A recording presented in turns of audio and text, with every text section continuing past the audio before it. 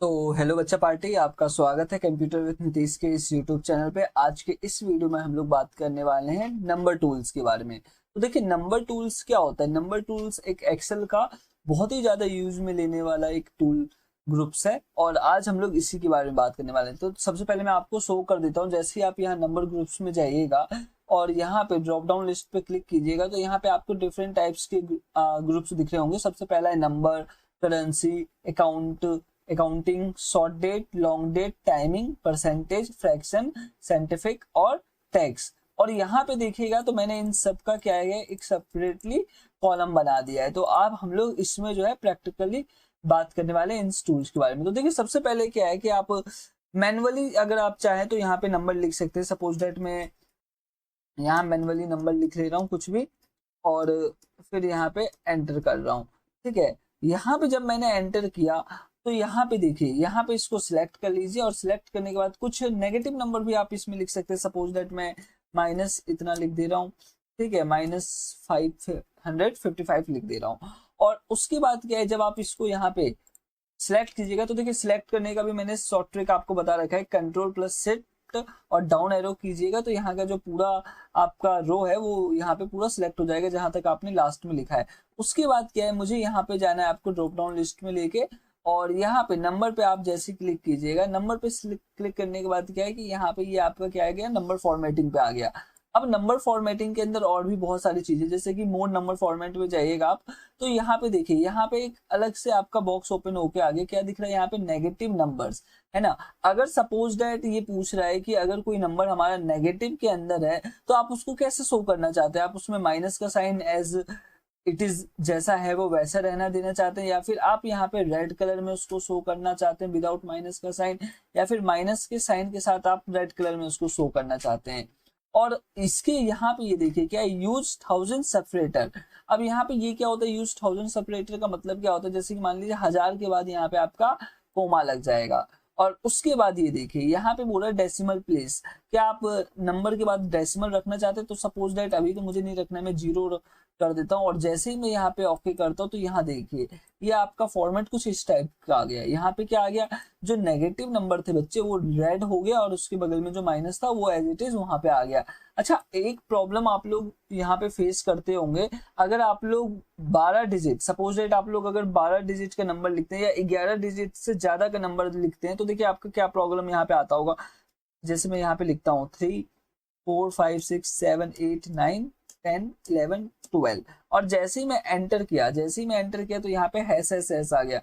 और यहाँ पे इसको आप डबल क्लिक कीजिए तो यहाँ पे ये हट चुका है। ठीक है, यहाँ पे ये जो फॉर्मेट है मेरा नंबर में है, सपोज दैट इसको अगर मैं जनरल में कर देता हूँ, तो देखिए ये प्रॉब्लम आप लोगों ने जरूर फेस किया होगा।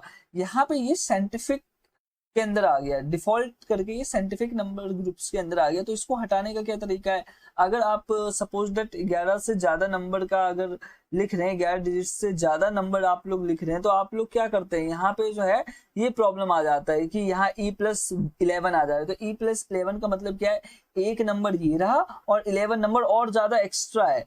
ठीक है, तो ये 12 नंबर हो गया आपका, 12 डिजिट का हो गया। तो इसको आपको अगर हटाना है तो यहाँ पे फिर से नंबर ग्रुप्स पे आइए, और यहाँ पे ये नंबर पे क्लिक कीजिए, और नंबर पे क्लिक करने के बाद ये यहाँ पे एज इट इज हो जाएगा। ठीक है, अच्छा यहाँ पे जीरो है, अगर आप जीरो को हटाना चाहते हैं तो यहाँ पे भी ये देखिए, यहाँ पे भी ये है ना, ये है डिक्रीज डेसिमल। यहाँ पे क्लिक कीजिएगा तो ये डेसिमल डिक्रीज हो जाएगा, और यहाँ पे क्लिक कीजिएगा तो ये डेसिमल इंक्रीज हो जाएगा। तो उम्मीद करता हूँ आपको नंबर फॉर्मेटिंग समझ आया होगा। उसके बाद बात करते हैं करेंसी की। तो करेंसी के अंदर सपोज दैट मैं लिख लेता हूँ 20 200। ठीक है, ऐसे करके मैं करेंसी यहाँ पे लिख दे रहा हूँ, और उसके बाद एंटर कर दे रहा हूँ। फिर से यहाँ पे मैं इस पूरे लाइन को सिलेक्ट करता हूँ, और उसके बाद देखिए पूरे रो को सिलेक्ट करने के बाद क्या है, फिर से मैं यहाँ पे जाता हूँ, और यहाँ पे अगला टॉपिक क्या है मेरा, करेंसी। अच्छा, जैसे ही आप करेंसी पे क्लिक कर रहे हैं तो देखिए वाह, यहाँ पे जो है आपका डॉलर, यहाँ पे जो है आपका रुपीस का साइन आ गया। ठीक है, जो क्या डिटरमाइन कर रहा है, तो ये जो वैल्यू है वो करेंसी में है। ठीक है, उसके बाद यहाँ पे फिर से डेसिमल आ गया, तो यहाँ पे आप इसको डेसिमल हटा भी सकते हैं। इसको हम लोग और थोड़ा डीपली में देखते हैं। करेंसी के अंदर जब आप लोग जा रहे हैं तो करेंसी क्लिक करने के बाद यहाँ पे देखिए मोर है ना, मोड पे जाइए। अब यहाँ पे सेम वही चीज आ रहा है बच्चे, वहां पे सेम वही चीज आ रहा है। अगर पूछा है कोई करेंसी नेगेटिव में है तो वो आपका रेड कलर में शो हो सकता है, या माइनस रेड में आ सकता है। है ना। डेसिमल आपको हटाने का ऑप्शन दे रहा है कि अगर आप डेसिमल लगाना चाहते हैं, या डेसिमल 4 डिजिट का है ना, तो यहाँ पे अगर डेसिमल हटाना चाहते हैं तो सपोज दैट मैं यहाँ 0 कर दे रहा हूँ। यहाँ पे ये एक नया चीज आया है, यहाँ पे सिंबल है, तो सिंबल के अंदर अलग अलग सिंबल्स है। सपोज दैट आप यहाँ पे क्लिक कीजिएगा तो अलग अलग देश का सिंबल यहाँ पे आपको शो हो रहा है, ठीक है। तो हम लोग उतना नीचे नहीं जाते हैं, ठीक है। जैसे ये देखिए, और फिर और आपको दिखाता हूँ, जैसे यहाँ देखिए अलग अलग है, रसिया का भी है यहाँ पे आपका, है ना, तार का भी है, चाइनास का भी है ना, चाइनीज का है, और यहाँ पे ये देखिए हांगकांग का भी यहाँ पे आपको शो हो रहा है, ये रहा, है ना। अलग अलग करेंसीज यहाँ पे शो हो रही है, तो आप जो है इन सबको यहाँ पे ट्राई भी कर सकते हैं, ठीक है बच्चे। ये देखिए जैसे यूरोप का है, तो यूरोप को मैं एक बार क्लिक करता हूँ और यहाँ पे ओके करता हूँ, तो देखिए यहाँ पे यूरोप का करेंसी आपको शो हो गया है कि नहीं।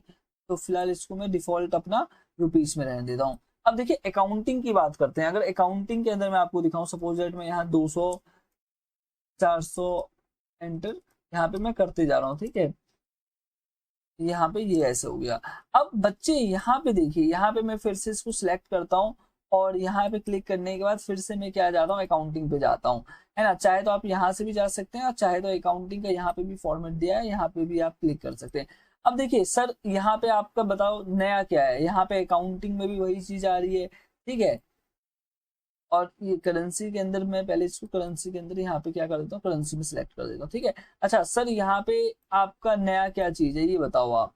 तो देखो नया ये चीज है, अगर आप करेंसी और अकाउंटिंग को देखोगे तो फॉर्मेट तो सेम है, डॉलर डॉलर ही आ रहा है, बट यहाँ पे ये क्या है, बट यहाँ पे ये क्या है बच्चे, कि इसके अंदर डिफरेंस है, इसके अंदर अंतर है। सर अंतर क्या है आप समझाओ। तो देखो मैं अंतर आपको बताता हूँ। सबसे पहला अंतर तो ये है कि अगर आप अकाउंटिंग के अंदर अगर रुपीस के साइन को देख पा रहे होगे तो वो कहाँ पे है, वो आपका बेटा राइट साइड में है ना। वो थोड़ा सा जो नंबर है, न्यूमेरिकल वैल्यूज है, उससे थोड़ा सा ये साइड है, ठीक है, उससे हटके है।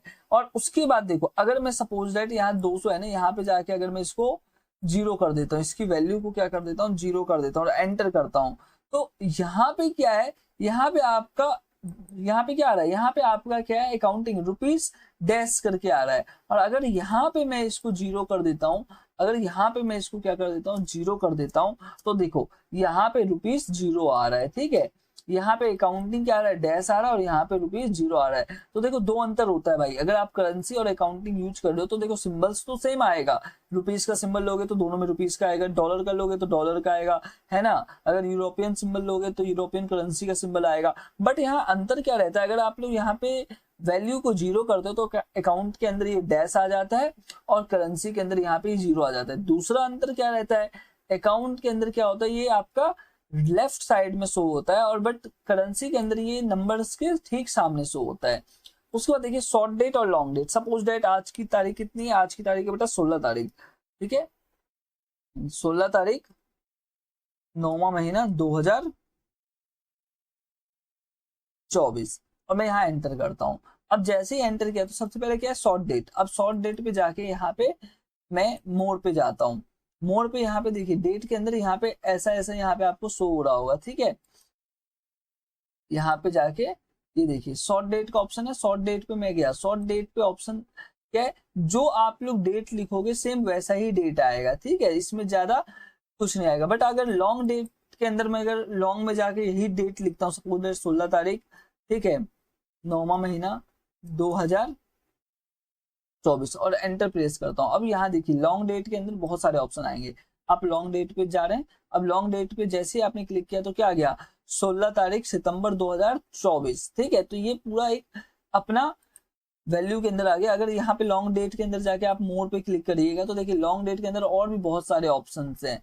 यहाँ पे क्या आपका लॉन्ग डेट के अंदर और भी बहुत सारे यहाँ पे ऑप्शन है, कि जैसे जो डे है आपका, डे भी स्पेसिफिक रिप्रेजेंट हो, जैसे वेडनेसडे है ना 14 मार्च, और यहाँ पे ऐसे ओके कीजिएगा तो ये देखिए यहाँ पे क्या है, मंडे 16 सितंबर 2024। तो ये पूरा लॉन्ग फॉर्मेट में आ गया, ठीक है। अब यहाँ पे अगला क्या है बेटा, अगला है हमारा टाइमिंग। अब टाइम के अंदर क्या होता है, देखिए टाइम के अंदर सपोज दैट अगर मैं अभी का टाइम लिखता हूँ तो अभी क्या है, सुबह के 5 बज के कितना मिनट हो रहा है बच्चे, इसको पहले मैं हटा देता हूँ। सुबह के 5 बज के 35 मिनट, है ना। अब यहाँ पे मैं एंटर प्रेस कर रहा हूँ। अब जैसे मैं यहाँ पे एंटर प्रेस कर रहा हूँ तो यहाँ देखिए कस्टमाइज है, यहाँ टाइम है। अब टाइम मैंने क्लिक किया तो यहाँ पे ये सेकंड भी आपका क्या हो जा रहा है, शो हो जा रहा है। अगर इसी के अंदर मैं मोड फॉर्मेट के अंदर जा रहा हूँ तो मोड फॉर्मेट के अंदर ये देखिए आपका AM और PM भी रिप्रेजेंट हो रहा है, ठीक है। अलग अलग फॉर्मेट है, सपोज दैट PM पे मैं क्लिक किया और मैं यहाँ पे ओके किया तो यहाँ पे ये सपोज यहाँ पे ये क्या दिखा रहा है आपको, यहाँ पे ये भी बता रहा है कि ये PM में है या AM में है। अब परसेंटेज के अंदर क्या होता है, अगर परसेंटेज के अंदर सपोज मैं यहाँ पे नंबर्स लिखता हूँ 50, है ना। अब मैं यहाँ पे क्लिक किया। अब क्लिक करने के बाद बच्चे मैं इसको सिलेक्ट करता हूँ और यहाँ पे जा रहा हूँ और यहाँ पे क्या है, यहाँ पे ये देखिए परसेंटेज का ऑप्शन आ रहा है। मैं जैसे यहाँ पे क्लिक कर रहा हूँ तो यहाँ पे ये परसेंटेज का सिंबल दे रहा है। डेसिमल वैल्यू अगर आप यहाँ पे नेगेटिव करना चाहते हो तो ये देखिए डेसिमल वैल्यू भी यहाँ पे क्या हो गया आपका, नेगेटिव हो गया, ठीक है। और उसके बाद क्या करते हैं, उसके बाद बात करते हैं हम अपना फ्रैक्शन का। अब फ्रैक्शन के अंदर देखिए क्या होता है, सपोज दैट अगर मैं कोई वैल्यू लेता हूँ, ठीक है, अगर उससे पॉइंट में लेता हूँ 0.5। अब 0.5 जैसे ही मैंने इस वैल्यू को एंटर किया तो आप देख रहे होंगे, नोटिस क्या कर रहे होंगे कि ये जो 0.5 है बच्चे वो आपका फ्रैक्शन वैल्यू के अंदर कन्वर्ट हो गया, ठीक है। अगर सपोज दैट मैं यहाँ पे लेता हूँ 6.9 एंटर प्रेस किया तो 6.9 का जो फ्रैक्शन वैल्यू है वो यहाँ पे आपका 7 आ गया, ठीक है। और ऐसे ही आप यहाँ पे ट्राई कर सकते हैं। उसके बाद देखिए उसके बाद क्या है बच्चे, वो यहाँ पे क्या है, साइंटिफिक। अब साइंटिफिक इंपॉर्टेंट है। साइंटिफिक के अंदर क्या होता है, जैसे कि मैंने पहले आपको नंबर में दिखाया था, अगर यहाँ पे कोई सा भी आप यहाँ पे नंबर प्रेस कर रहे हैं और नंबर प्रेस करने के बाद इसको सिलेक्ट कर रहे हैं और यहाँ पे जा रहे हैं साइंटिफिक के अंदर। अब जैसे ही यहाँ पे साइंटिफिक के अंदर जाइएगा तो ये देखिए ये इस टाइप से कोई फॉर्मेट आ गया, ठीक है भाई। उसके बाद बात करते हैं टेक्स्ट। अब टेक्स्ट के अंदर क्या होता है, अगर कोई भी आप न्यूमेरिकल वैल्यू ले रहे हैं, ठीक है, और इसको क्या कर रहे हैं अभी ऐड करके देखते हैं। सबसे पहले मैं आपको ऐड करके दिखाता हूँ, इक्वल टू और प्लस, तो यहाँ पे ये जुड़ नहीं रहा है, ठीक है। क्यों नहीं जुड़ रहा है, क्योंकि ये आपका टेक्स्ट फॉर्मेट में है, ठीक है। तो यहाँ पे ये जैसा है वैसा ही रहेगा। ये इसलिए नहीं जुड़ रहा बच्चे क्योंकि ये अब ये नंबर नहीं रहा, ये एक टेक्स्ट है और आप इसे जोड़ने की कोशिश कीजिएगा तो ये नहीं जुड़ेगा। तो उम्मीद करता हूँ बच्चों आपको ये वीडियो पसंद आई है। अगर ये वीडियो पसंद आई है तो प्लीज आप इस चैनल को सब्सक्राइब कीजिए, हमें वीडियो को अपने दोस्तों तक फैलाइए। और एक्सेल की क्या है कि हम लोग एक पूरी प्लेलिस्ट बना रहे हैं जिसके अंदर बेसिक टू एडवांस का मतलब बेसिक टू एडवांस ही रहेगा, ठीक है। ऐसा नहीं कि 2 घंटे में आप लोग एक्सेल सीखिए, 3 घंटे में एक्सेल सीखिए, एक्सेल के कुछ जादुई ट्रिक नहीं। यहाँ पे जेन्युइन जो एक्सेल होता है वो सिखाया जाएगा आपको, वो भी बेसिक टू एडवांस, ठीक है।